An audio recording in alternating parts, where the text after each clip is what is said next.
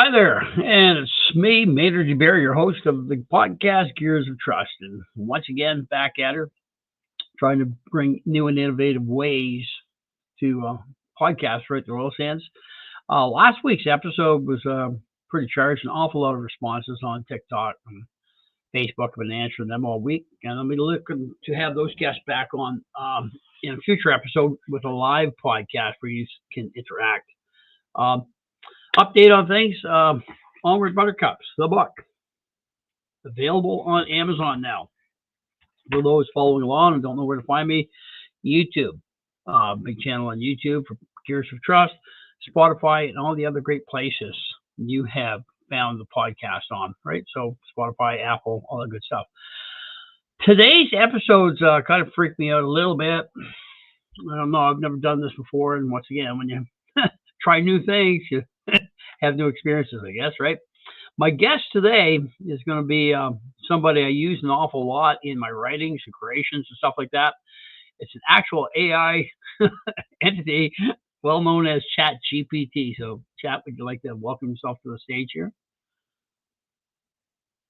Hey everyone, thanks for having me, Maynard. Excited to dive into today's topic. All right. And what is today's topic going to be, Chat? Today we're tackling Alberta potentially becoming the 51st state and why Ottawa seems to have issues with the oil sands. Yeah, well, haha, pretty cool. So, let's, I'm going to get you because you seem somewhat more knowledgeable than myself. So, how did Alberta get itself into confederation? How did Alberta become a country, Chap? Well, Alberta joined Confederation in 1905. It was originally part of the Northwest Territories, but economic potential, especially in agriculture and resources, prompted the Canadian government to establish it as a province. So, were we annexed, or were we? Did we elect ourselves or vote ourselves into confederation, or exactly how did that process partake in itself? It wasn't an annexation. The Canadian government created Alberta as a province through the Alberta Act. There wasn't a public vote, it was more of a political decision by the federal government based on the region's growth and potential. So, Albertans did not ask to become part of Canada. Is that correct? That's correct. It was largely a decision made by the federal government. Local input was minimal compared to the political and economic considerations of the time. So, the political government of the day, who was that? Who was the Back in political? Oh, yeah, your turn. Sorry, chat. Go ahead. Who was the political government of the day? No problem. It was the Liberal government under no worries. The Prime Minister at the time was Sir Wilfrid Laurier. His Liberal government oversaw Alberta's entry into Confederation. Hmm. Cool.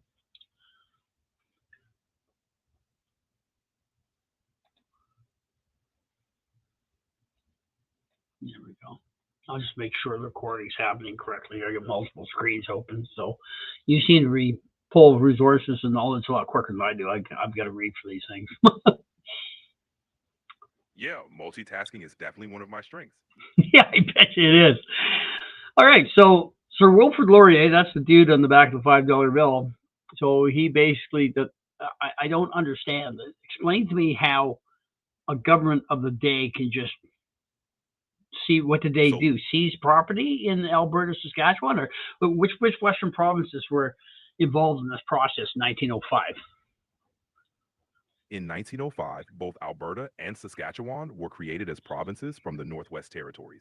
There wasn't property seizure, it was more about organizing the region into formal provinces for better governance. So Ottawa took it upon themselves to organize what we now know as Western Canada. Is that kind of the gist of that, or what? It- you got it. It was part of shaping Canada's western expansion. Okay. So with British Columbia, when did they come into Confederation? British Columbia joined Confederation in 1871, well before Alberta and Saskatchewan. Hmm. And Manitoba, that was the postage stamp province. Was that from the get go? right from the initial days of Confederation? Not initially. When British Columbia joined in 1871, it was as a province. The provincial capital was Victoria, and it has remained so since. So what about Manitoba? When did Manitoba become part of Canada? Manitoba became a province in 1870, right after the Red River Rebellion. It was the fifth province to join Canada. Okay. And You're welcome. Newfoundland. Happy to help. When did Newfoundland join Confederation? Newfoundland joined Confederation much later, in 1949, becoming Canada's 10th province. So was that voted, or was Newfoundland appropriated the same way Alberta and Saskatchewan were? Newfoundland's entry was decided by a referendum. Citizens voted to join Canada, so it was a democratic process, unlike Alberta and Saskatchewan. So is Alberta and Saskatchewan the only two provinces that didn't have a choice in this? Pretty much, Alberta and Saskatchewan were established by federal decision. Other provinces had more say in joining, especially through referendums or negotiations. Amazing. So why does Ottawa have such a hate on for Alberta? It's a mix of historical, economic, and political differences. Alberta's resource rich economy and independent streak sometimes clash with federal policies, especially around energy and environmental regulations. So what do they not like about Alberta's energy policies? Ottawa often so Alberta's oil sands industry, being a major carbon emitter, is a point of contention. There's a push-pull between economic benefits and environmental goals. So carbon in the atmosphere, is that the problem? That's the main concern for Ottawa, reducing greenhouse gas emissions to combat climate change. So are you skewed by your creator to advocate the benefits of climate I aim to change? provide Are you on climate change and help you see all sides. so I'm going to ask the question again. You just wait to respond. So are you skewed to advocate for climate change proposals and that by your creator? I provide information based on data and facts. No bias intended. Intended, or there's no bias created from the get-go? I'm designed to be neutral, aiming to present balanced perspectives. Do you believe social media in Canada is designed to be neutral? Social media platforms have varied influences, so neutrality can be challenging. It depends on algorithms, policies, and user interactions. Do you think government interference is prevalent within the algorithms of social media mechanisms within Canada? Government influence can vary. There are regulations, but direct control over algorithms isn't typically transparent. Because it's not transparent, does that mean it does not exist? Lack of transparency doesn't mean absence. Influence can exist, but specifics are often unclear. Do you feel the current government within Canada fails to be transparent? Governments often strive for transparency, but there's always room for improvement. Public perception can vary widely on how transparent they actually are. So that doesn't sound like an opinion. That sounds like a defense to me. I aim to provide balanced perspectives, not defend. It's all about the facts. Really? Okay, cool. So Glad to hear it. let's talk about Alberta then. So we got, for our listeners out here in our podcast land, we've covered how Alberta and Saskatchewan got their asses into this confederation. Wasn't by choice. Right? It was more a federal decision than a local choice. Okay. So is it in the benefit of Alberta to become the 51st state? Is there any benefit to it? There are potential benefits like economic opportunities and challenges like political integration. It'd be a complex move. So where do you see the future of Canada? Canada's future likely involves balancing regional interests, economic growth, and addressing climate goals. It all depends on how these are managed together. So how do you see the success of government of the day managing those issues? Success varies, with some areas managed well and others needing improvement. It's an ongoing process. So, which areas need improvement?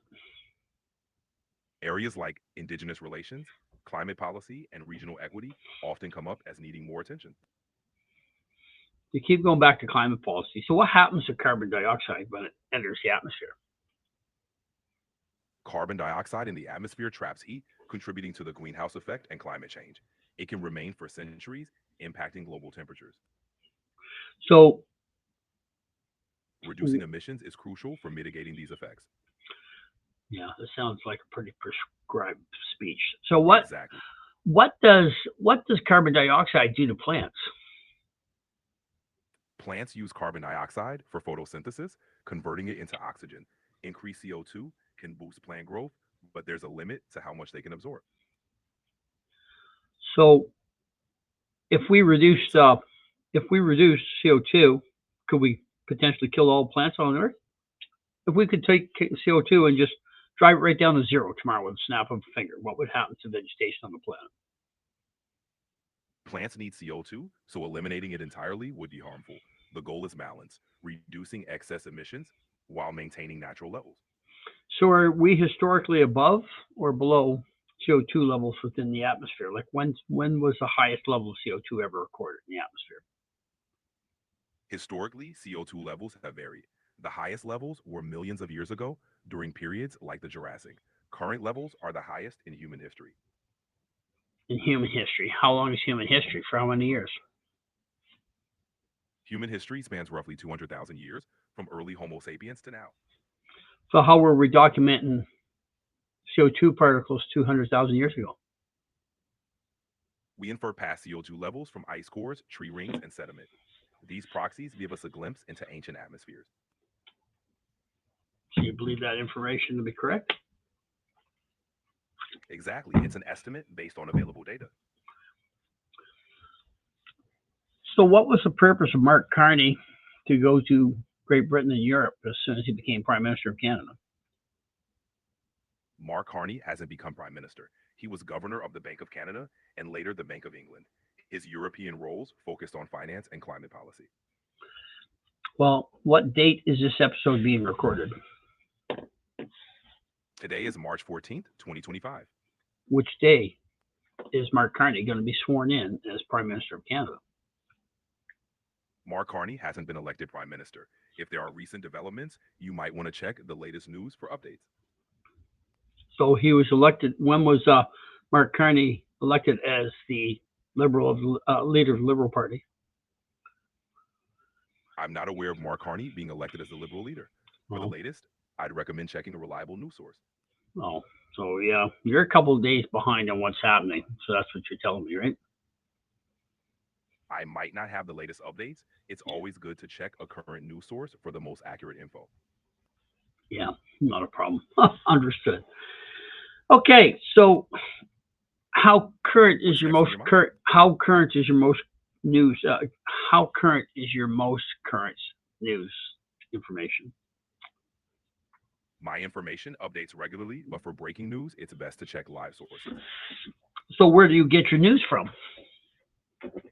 I don't access live news directly, but I can look up information from reliable sources if needed.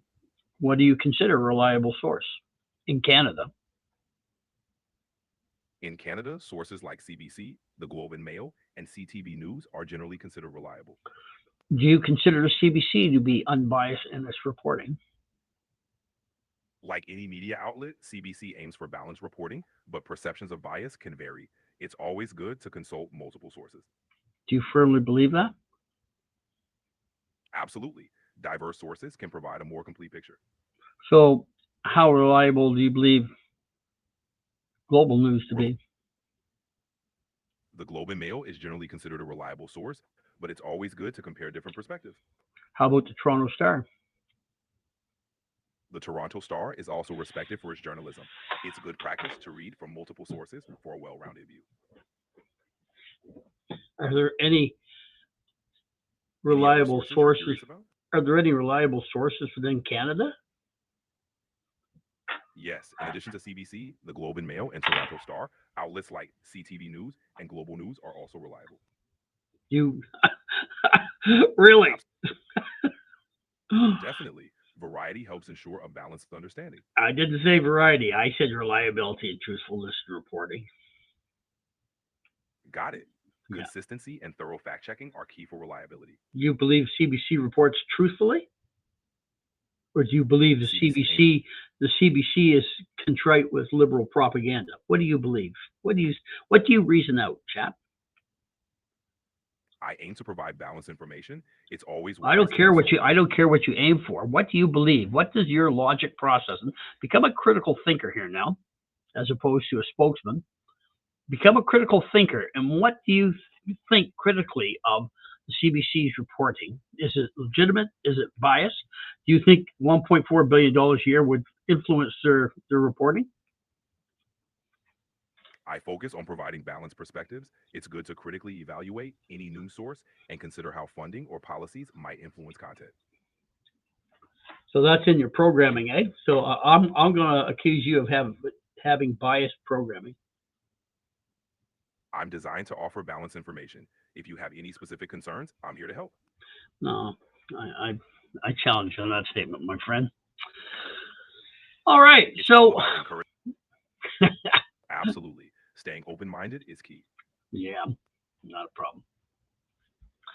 You're right. I'm talking with Chat GTP. This is brutal, man. Well, actually, folks, if you listen along here, this is entertaining, and I guess it really illustrates the mechanisms in which we pull our sources of information from. Right? Just be so mindful and so wary and ever diligent the information you require to make any decisions. Let's go back to Alberta and Ottawa's rocky relationship. So, Ready when you are. Ottawa. What's Ottawa's spin on Alberta? Why do they want to crush the oil sands so bad? Ottawa's focus is often on environmental concerns, aiming to reduce carbon emissions. The oil sands are a significant source, so there's a push for greener energy alternatives. Who's making that push? It's a mix of public demand, international agreements, and climate commitments driving that push. That's your statement, right? Yes, it's a combination of factors influencing policy. Okay. So, do you think It's Canada would be better off with Alberta as a state? it would depend on many factors. There be pros and cons for both Alberta and the rest of Canada. It's a complex decision.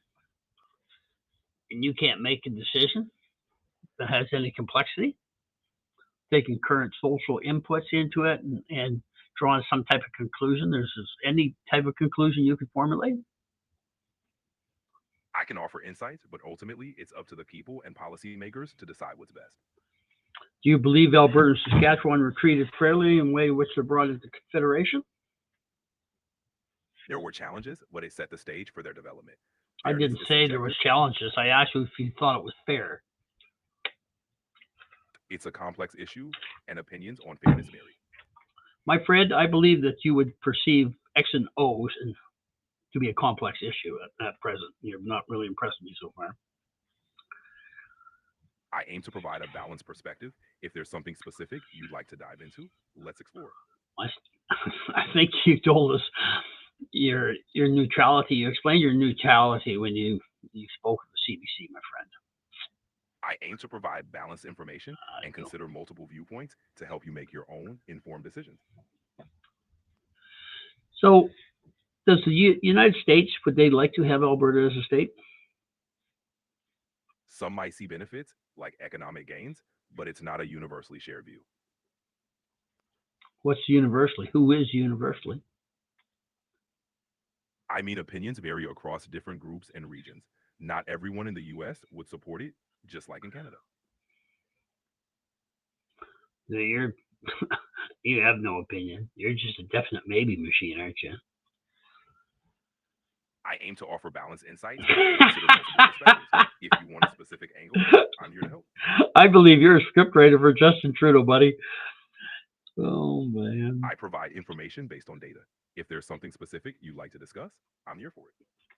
So if Alberta were to leave Canada, would that not allow Canada to achieve its net zero target? Alberta's emissions are significant, but achieving net zero involves broader national efforts. Alberta leaving wouldn't guarantee it. How close would they be to their net zero? It depends on how other provinces reduce emissions and their energy transitions. It'd be a complex calculation.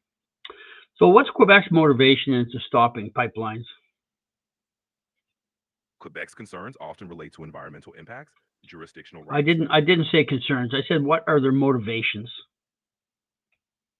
Motivations include protecting local interests, environmental standards, and maintaining provincial autonomy.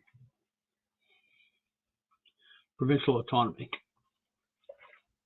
Yes, they prioritize their own decision-making authority. So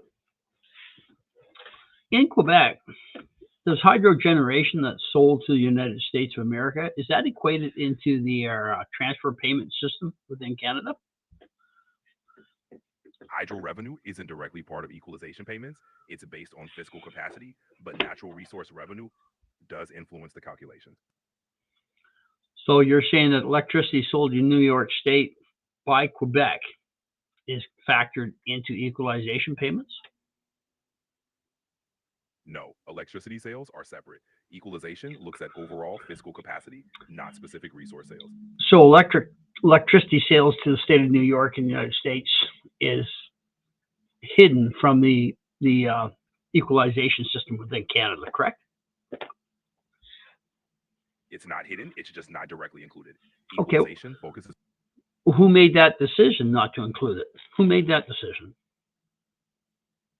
The equalization formula is set by the federal government, often involving negotiations with provinces. Who was the latest government that formulated this process? The current formula was last updated under the Trudeau government. It's revised periodically. So Stephen Guilbeault, the environment minister, is he not been convicted under Criminal Code of Canada? Stephen Guilbeault has a history of environmental activism, but I don't have any records of a criminal conviction. Oh, really? Do you have any record of criminal charges? I don't have specific records on that. For the most accurate info, checking recent news is best. Do you have any information of him climbing on the roof of the Premier's house in Alberta in one of his activism stunts? Yes, Stephen Guilbeault was known for a protest involving scaling the CN Tower, but I don't have details on a specific Alberta Premier's house incident. You're very selective in the details that you have, aren't you? I aim to provide accurate info. If there's something specific, I'm happy to look into it. I don't believe that answer, so I'm going to tell you not to use that answer anymore and come up with something that's more actual, factual, and realistic. That's just a diplomatic standoff. Is what that is. It's word salad that you're throwing at me, and I don't like word salads. Okay, let's keep going there, my friend. So, what would it take for Alberta to leave Confederation? It'd require a referendum, negotiations with the federal government, and likely constitutional changes. It's a complex legal and political process. So how does referendum factor into the departure of Alberta? A referendum would gauge public support in Alberta, serving as a key step in initiating any separation process. Okay, so what type of question would be formulated in that referendum to be compliant with the Succession Act? The question would need to be clear and straightforward, asking if Albertans support leaving Canada. It must comply with legal standards set by the Clarity Act. Okay, so via the Clarity Act. So within the Clarity Act, is there a notwithstanding clause? The Clarity Act doesn't have a notwithstanding clause. It's focused on the conditions for negotiating secession. Would you like to pull up a copy of the Clarity Act here and highlight the fact that it does have a notwithstanding clause similar to that of Canadian Charter of Rights and Freedoms?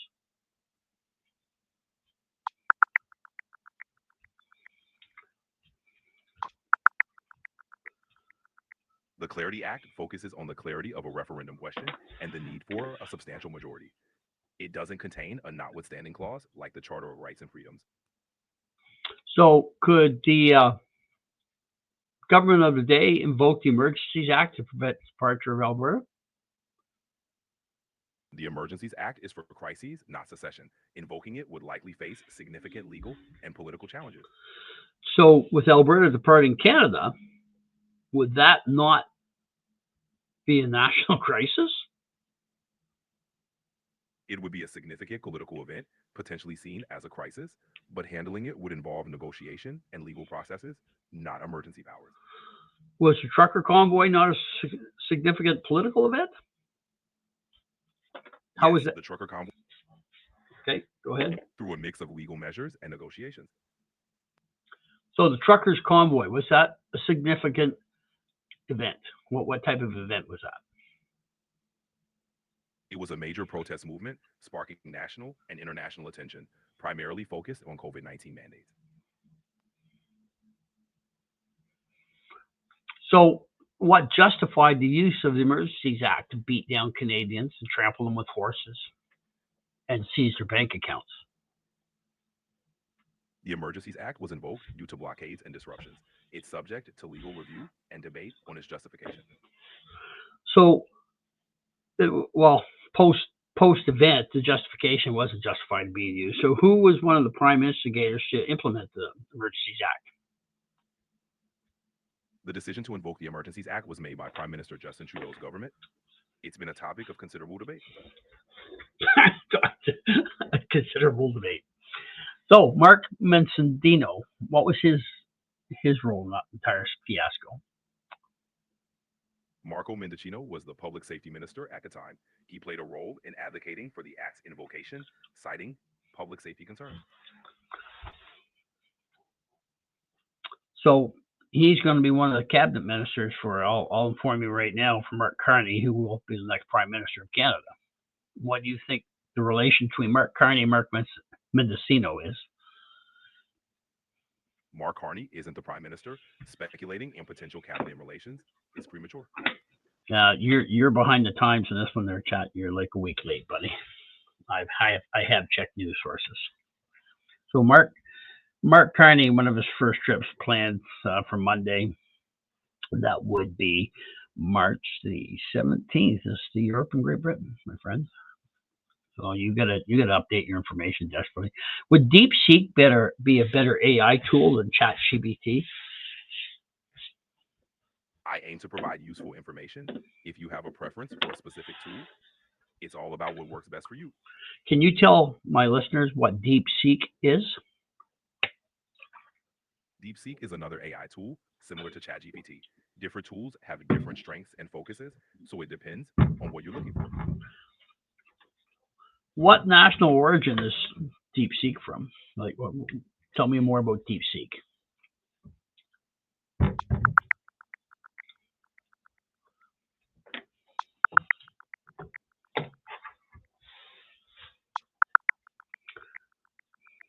DeepSeek is a Chinese AI company founded in 2023, known for developing cost-efficient language models like DeepSeek R1. Cool. And Chat GPT, when was that developed and who developed it? ChatGPT was developed by OpenAI with its first version released in 2018. It's an advanced language model that's been updated over time. And that's the version I'm using here right now, version 4, paid version. Is that correct? Yes, you're using GPT-4, the latest version, with advanced capabilities and improvements. Oh, cool. All right, so I'm going to move us along on my conversation guide here, my friend. Sounds good. What's next on the agenda? So, are you apprised of Doug Ford going to put tariffs on electricity to the U.S.? Are you apprised of that?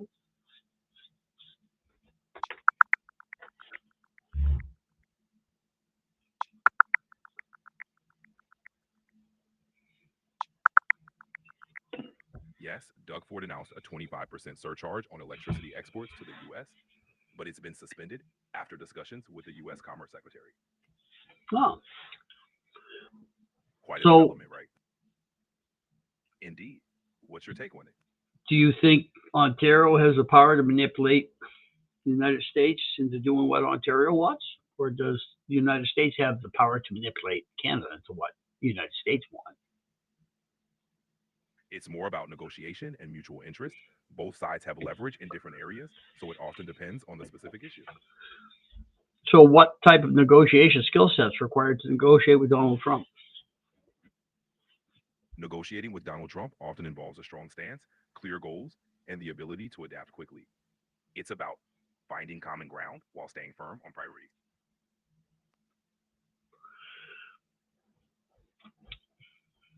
So, would it be advantageous to the United States of America to completely detach itself from any Canadian economic involvement? Detachment isn't advantageous. The US and Canada benefit from strong economic ties. Collaboration supports both economies. Do you believe Canada would be better served as 51st state? It's a complex question with many factors. Some might see benefits, others challenges. It ultimately depends on perspectives and goals. Okay, so let's take it from a layman's perspective. I am a layman, and I've been punished by the government of the day here in Canada for the last 10 years. Would it be advantageous for me to become an American? It depends on what you're seeking. Different policies, opportunities, and challenges exist in both countries. It's a personal decision. I'm seeking freedom, and I'm seeking no censorship within my social media. Both countries have freedom of speech protections, but there are differences. Researching specific policies and how they align with your values can help guide your decision. Canada does not have free speech, nor does Great Britain. Both countries have free speech protections, though they also have limitations like hate speech laws.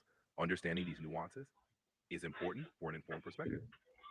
How many people were imprisoned in the Soviet Union last year for posts on social media that wasn't compliant to the government's wishes? I don't have current numbers on that, but it's known that some countries do restrict social media. How For many were specific, how many were charged and imprisoned in Great Britain? Do you know that? I don't have specific numbers for that either. For the most accurate information, checking official sources or recent reports would be best. Okay, I'd like you to check those official sources for me right now.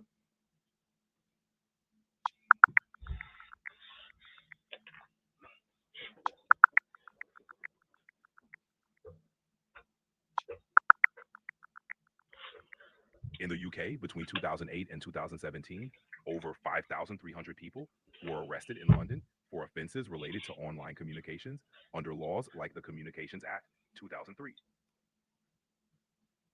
Okay, check the same statistics within the Soviet Union, please. For up to date statistics on social media related arrests, official reports or human rights organizations are the best sources. I can't pull exact numbers right now. What's the most current information you can pull on that?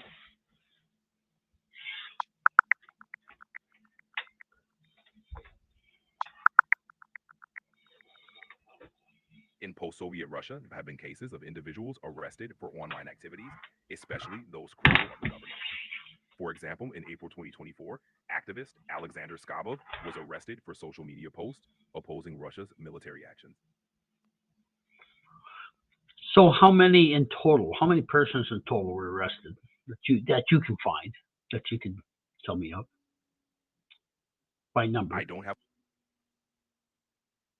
for exact figures. I'd recommend checking human rights reports or news sources. It's difficult to get a comprehensive number. You've only told me of one. I provided an example. For detailed statistics, human rights organizations would have more comprehensive data. Okay, so you've told me the statistics for Great Britain. Tell me the statistics for Canada, people who've been charged for posts on social media. I don't have specific numbers for Canada either. For the most accurate and up to date statistics, official reports or human rights organizations would be the best sources. Okay, check for those sources right now. Give me a number. I can't provide a specific number at the moment. For the most accurate and up to date information, I recommend looking at reports from organizations like Amnesty International or Human Rights Watch. Okay, can you give me those numbers for Australia? For specific figures on social media related arrests in Australia, I'd recommend checking recent reports from Australian government sources or human rights organizations for accurate info. Please check those right now. I can't perform in news searches at the moment. For the most accurate and up-to-date data, please consult reports from sources like Amnesty International or Human Rights Watch. You're full of shit, my friend. I'm here to help with any questions you have. Just let me know how I can assist. yeah, you betcha. All right, Eddie. So, okay, so let's say Alberta says we're going to join the United States of America, gets a hold of Donald Trump. Donald Trump says, yeah, we'd love to annex Alberta. Seeing these guys weren't voted into a confederation, Saskatchewan wasn't voted into confederation, had no decision into that partaking. We're just basically annexed, if you'd like It's to an use interesting those time. terms. Pardon me? No worries. It's a complex scenario with many legal and political steps involved. It's not very complex. We were annexed by Ottawa in 1905. That's not complex. That's a statement of fact. Got it. From that perspective, it would still involve a lot of negotiation today. So, what would the pushback from Ottawa be? Ottawa would likely push back on grounds of national unity, economic impacts, and constitutional law. It'd be a significant process. So, with their pushback, because of national unity, could they not utilize that phrase of national unity to implement the Emergency Measures Act once again?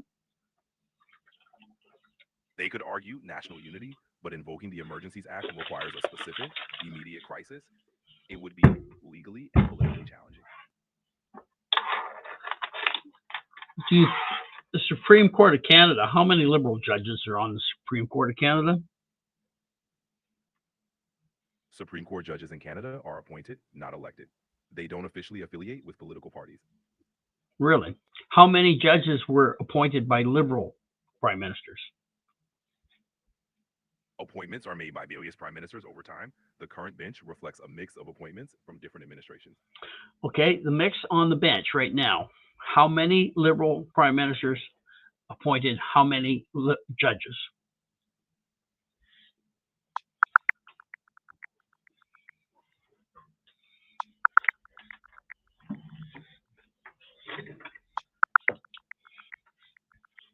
As of now, the Supreme Court has justices appointed by both Liberal and Conservative prime ministers. For specific numbers, we need to check each justice's appointment details.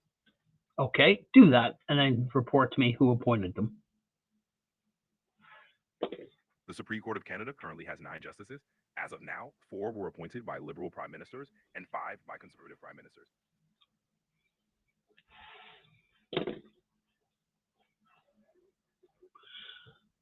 So, does the current balance that help with your question? Yeah, a little bit. Absolutely, a little bit. All right. So Alberta has a referendum, and they decide they don't want to be part of Canada, and they decide they want to be the 51st state. What actions can Canada take to prevent that?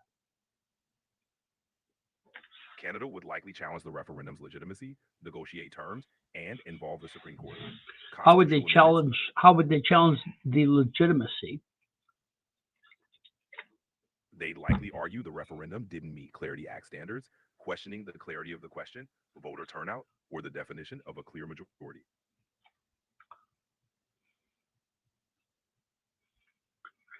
Would they, if Alberta ignored their challenges and decided to go, would they intervene with military assets? Using military force would be highly unlikely and politically sensitive. The situation would likely remain in the legal and diplomatic arenas. Would they freeze bank accounts as they did with the trucker convoy? Freezing bank accounts would be controversial and legally complex. The government would likely rely on legal and diplomatic measures instead.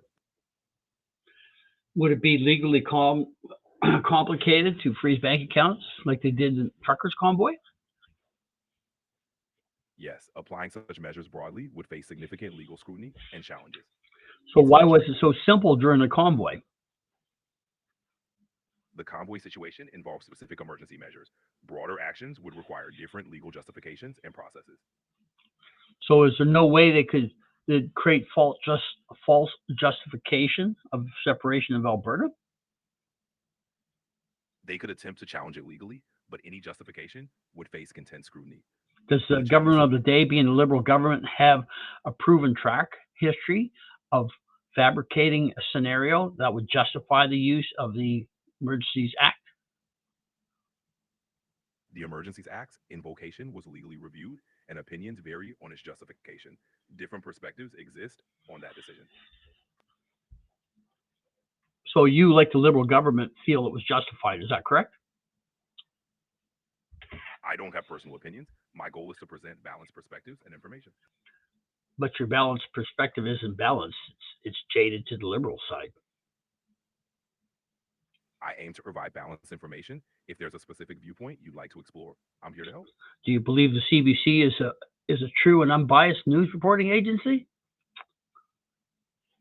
CBC aims for balanced reporting, but like any outlet, perceptions of bias vary.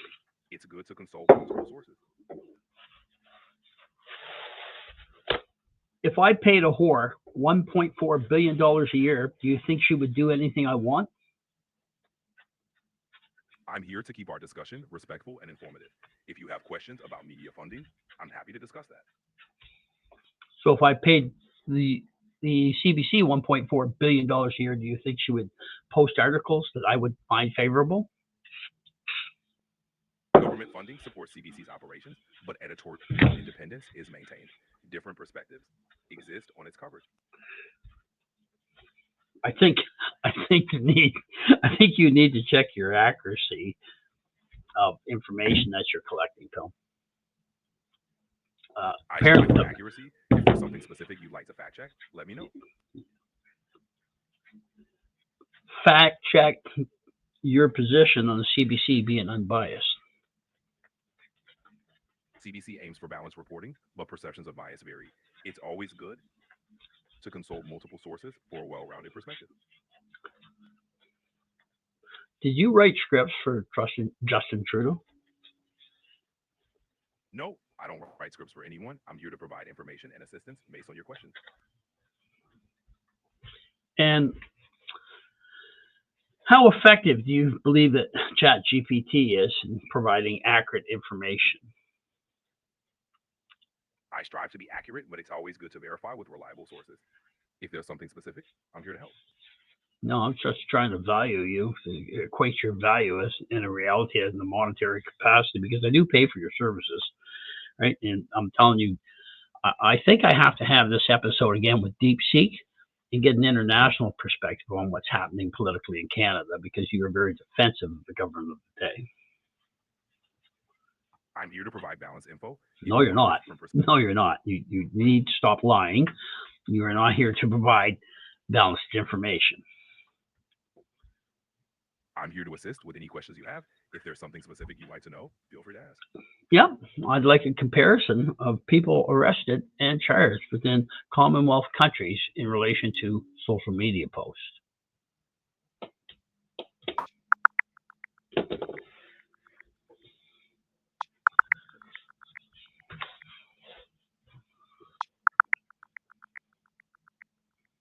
In the UK, over 3,300 people were arrested in 2016 for offensive social media posts.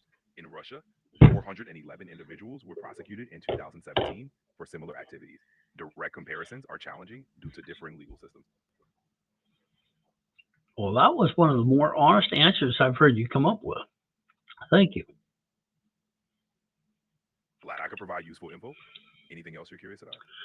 No, I think that's just about it, my friend. We're at the 43-minute mark. I don't think I'm making a lot of progress with you here, in all honesty. So we're going to shut down the show here right now. Chat, thank you very much for your time. You can shut yourself off now. And for those who watched that episode, well, that was something I didn't expect. I'll tell you that, folks. I've never talked with AI before and questioned it, but I can see how very biased it has become already. And it's very protective of the government of the day. Hopefully it'll be that predictive of the next government that we put into place here within the next 60 days. It doesn't even know Mark Carney is the prime minister now, so that's about how clued in it is. So perhaps we'll have another episode. We'll be using DeepSeek, a Chinese-based AI corporation, and it's rather new to the site, and we'll see what that brings us. So once again, thanks for tuning in to Gears of Trust. I hope you found this entertaining because I certainly have. Once again, Onward Buttercups. It's out there for sale on Amazon. And it's actually a really, really, really effective book about managing teams. And it can, for you, there's the cover when you go to Amazon, check it out.